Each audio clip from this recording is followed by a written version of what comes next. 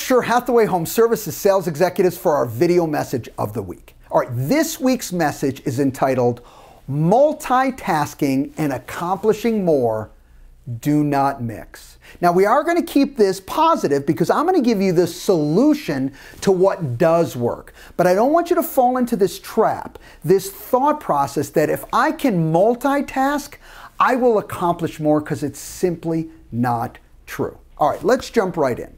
First of all, if we want to accomplish more, I want you to focus on one thing at a time. Because I will tell you this much, when you focus on one thing at a time, you're paying attention, you're getting it done, you're doing a better job, all right?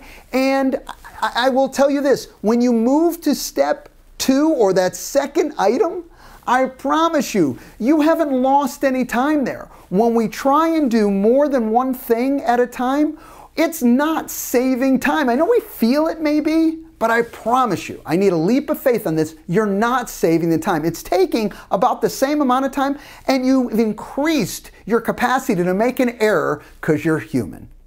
Second, and I've talked about this before, but it ties right into multitasking. Less is more. Sometimes we feel that we have to multitask because we've got this, lots of work on our shoulders and we have all this to get done. But when we really focus on less, the most important core, the most important things per day, there's less to do and they're this much more productive. So we get more done doing less, which means we don't have to multitask, we just have to do the right things. Sometimes as we're doing the wrong things, we have to get so much more done, and the truth of it is, we're not any more productive because they're not helping us accomplish more, they're helping us waste more time because we really should be doing the things that are most productive. And 3, okay, last but certainly not least, I want you to listen effectively. We've all done this. I'm telling you, this point we've all been guilty of.